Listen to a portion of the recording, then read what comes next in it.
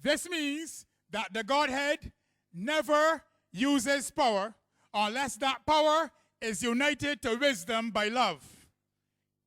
Everybody got that? You didn't catch that one?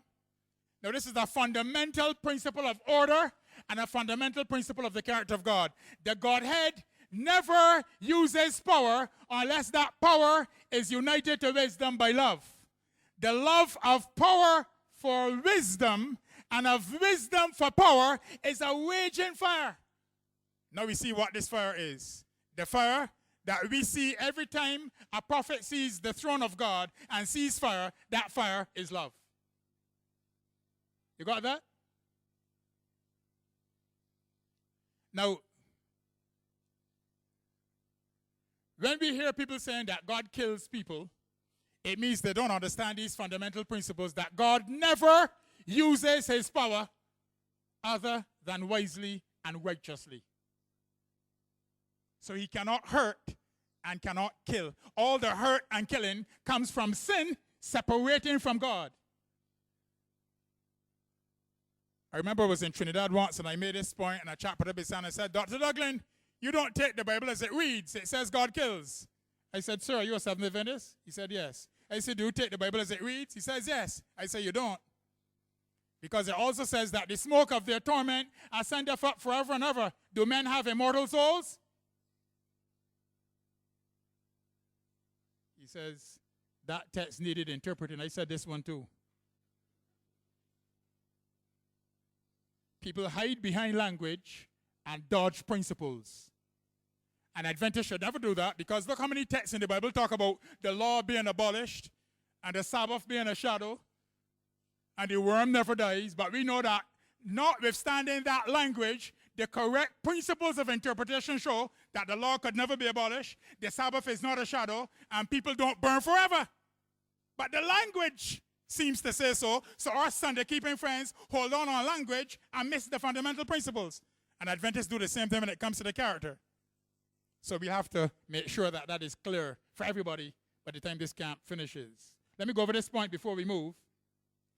The Godhead never uses power unless that power is united to wisdom by love. And the love of power for wisdom and of wisdom for power is a raging fire. So this brings us to the primary circle in the universe, right at the heart, which as Adventists we know to be the circuit of beneficence. So follow carefully. Mystery of mysteries and wonder of wonders.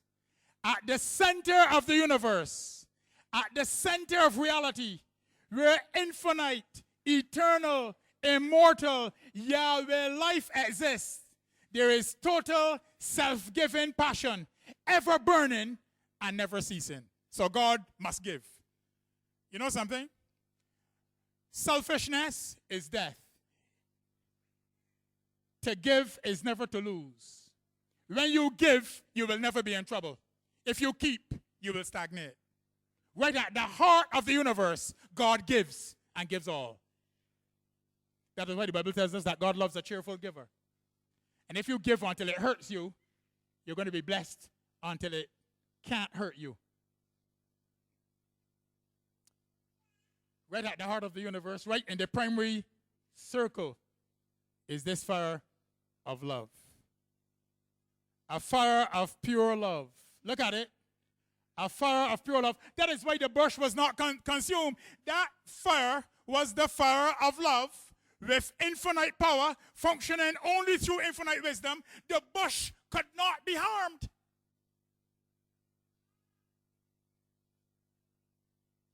Look at it again.